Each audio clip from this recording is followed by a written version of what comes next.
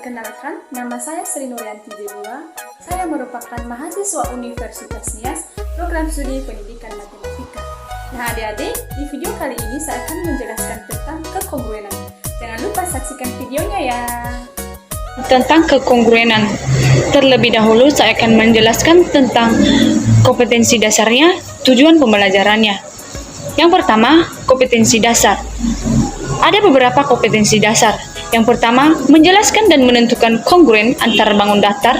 Yang kedua, menjelaskan masalah yang berkaitan dengan kekongruenan antara bangun datar. Sedangkan indikatornya, mengidentifikasi dua benda yang kongruen atau tidak. Yang kedua, menjelaskan syarat-syarat dua bangun segi banyak yang kongruen. Yang ketiga, menguji dan membuktikan dua segitiga kongruen atau tidak. Kita lanjut pada tujuan pembelajaran, di mana tujuan pembelajarannya yaitu mengidentifikasi dua benda bangun kongruen atau tidak. Yang kedua, menjelaskan syarat-syarat dua bangun segi banyak yang kongruen.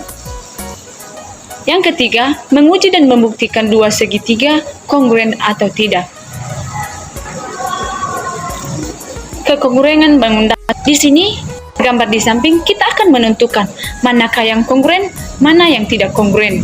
Di mana kursi kuning kongruen karena memiliki bentuk yang sama, sedangkan di sampingnya yang mobil yang ada yang kecil dan kursi yang kecil tidak kongruen karena tidak memiliki bentuk yang sama. Nah, dari gambar di samping kita dapat simpulkan apa arti dari kongruen. Jadi, dari gambar di samping, kita dapat simpulkan bahwa kekongruenan adalah dua bangun yang memiliki bentuk dan ukuran yang sama, atau sering dilambangkan dengan simbol kongruen. Di sini, di dalam bangun ini kita akan menentukan sisi-sisi yang bersesuaian dan sudut-sudut yang bersesuaian. Terlihat pada gambar di samping, di mana sisi AB sama dengan sisi RS, sisi BC sama dengan sisi PC, sisi CD sama dengan sisi PQ, dan sisi AD sama dengan QR. Begitu juga dengan sudut yang bersesuaian, di mana sudut A sama dengan sudut R, di mana sudut B sama dengan sudut S, di mana sudut C sama dengan sudut P, di mana sudut D sama dengan sudut Q. Sekarang, syarat dua bangun yang kongruen. Ada beberapa syarat dari bangun yang kongruen. Yang pertama, sisi-sisi yang bersesuaian sama panjang, dan yang kedua, sudut-sudut yang bersesuaian sama besar. Kita akan lanjut pada kekongruenan dua segitiga. Syarat dari dua segitiga yang kongruen. Yang pertama, sisi yang bersesuaian sama panjang dan sudut yang bersesuaian sama besar. Nah, terlihat pada bangun segitiga, di mana pada gambar di samping terlihat bahwa sudut AB dan sudut E adalah sudut yang bersesuaian, dan sisi AC dan F adalah sisi yang bersesuaian. Kita masuk pada contoh, di mana ada sebuah segitiga ABC dan DF. Nah, di segitiga ini kita akan menentukan sisi-sisi yang bersesuaian dan sudut-sudut yang bersesuaian, di mana AB dan DE atau sama dengan AB sama dengan sisi bersesuaian dengan DE, BC sisinya bersesuaian dengan EF, dan CA sisinya bersesuaian dengan FD. Begitu juga dengan sudut yang bersesuaian, di mana sudut A sama dengan sudut B. Nah, sekarang sudut yang bersesuaian, di mana sudut yang bersesuaian pada gambar di samping, sudut A sesuai dengan sudut D, sudut B sesuai dengan sudut E, sudut C sesuai dengan sudut F. Dan kita lanjut, kita masuk pada sisi-sisi. Dikatakan dua segitiga akan kongruen jika ketiga sisi yang bersesuaian dua dari segitiga itu sama panjang, di mana sisi kali sisi sama-sama memiliki panjang yang sama. Sisi sudut sisi. Dua segitiga akan kongruen jika dua sisi pada segitiga pertama sama panjang dengan segitiga kedua yang bersesuaian pada segitiga kedua, dan kedua sudut sama besar, di mana sudut di mana sudut sisinya sama-sama besar. Lanjut pada sisi sudut, di mana terlihat pada segitiga di atas, dua segitiga akan kongruen jika dua sudut pada segitiga pertama sama besar dengan dua sudut yang bersesuaian pada segitiga kedua, dan sisi yang merupakan kaki persekutuan kedua sudut sama panjang, di mana sisi sudut sama-sama panjang.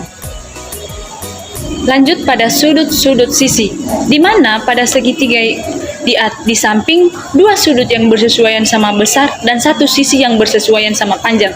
Terlihat jelas di mana pada gambar di samping ada dua sudut yang sama besar dan ada satu sisi yang sama bersesuaian sama panjang.